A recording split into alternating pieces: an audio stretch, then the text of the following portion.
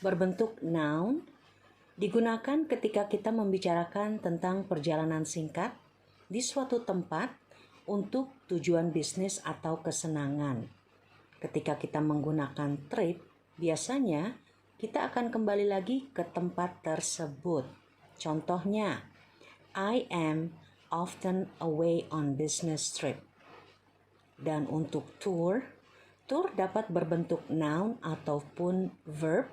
Nah, kata tour digunakan ketika kita melakukan perjalanan selama waktu tertentu ke sesuatu atau ke beberapa tempat yang dikunjungi, di mana kita hanya menikmati perjalanan kita atau mempelajari sesuatu tentang tempat yang kita kunjungi, terutama pada hari libur.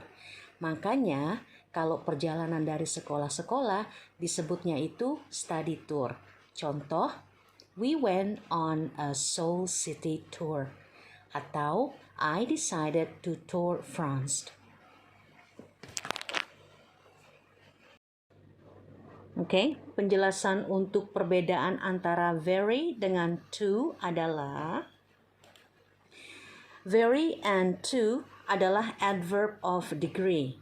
Jadi perbedaannya, very tidak mengandung arti negatif, dia hanya pernyataan biasa, sedangkan to mengandung arti negatif.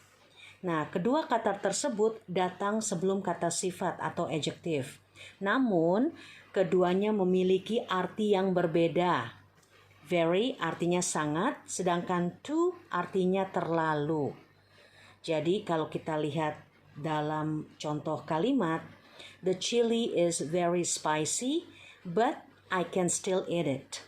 Jadi meskipun sangat pedas, tapi masih bisa dimakan. Berbeda dengan if you say the chili is too spicy, I can't eat it. Jadi cabenya itu terlalu pedas, saya nggak bisa makan. And then contoh kalimat yang lain, the ring is very expensive, but that's okay. Dengan the ring is too expensive, I can't afford it. Jelas ya perbedaannya?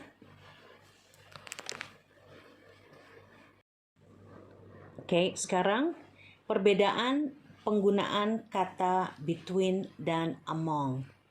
Dua-duanya adalah preposition, yaitu kata yang mendahului kata benda atau kata ganti. Ya. Between digunakan untuk membicarakan dua orang atau benda. Contohnya, she is sitting between her sister and her brother. And then I have to choose between a book and a bag. Itu untuk between.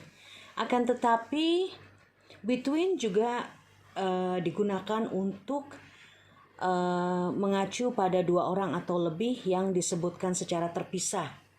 Misalnya, the meeting between the director, the manager, and the staff begins at 9 o'clock.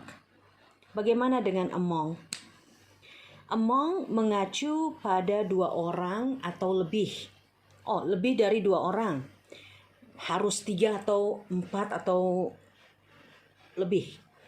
Dan dianggap sebagai kelompok atau bagian dari kelompok. Contoh kalimatnya, he is standing among his friends. Rudy is the smartest student among the students in my class. So, intinya among dan between artinya antara dan di antara. Bisa dua-duanya. Oke? Oke, sekarang kita akan bahas perbedaan kata who dengan kata whom. Artinya dulu ya, who itu artinya siapa, whom artinya dengan siapa.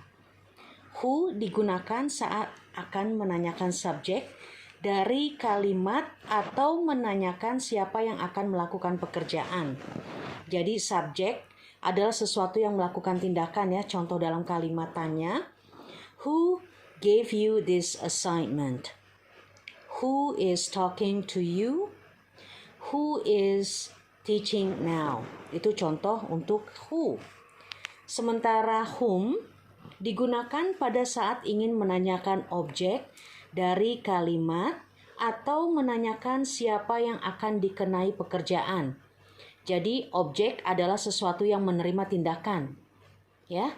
Kadang-kadang kita sering tertukar penggunaannya dengan kata who ini. Jadi who untuk menanyakan subjek, whom untuk menanyakan objek. Contoh kalimat menggunakan whom. Whom did you meet yesterday? Whom is talking to your mother? Whom is teaching? Okay.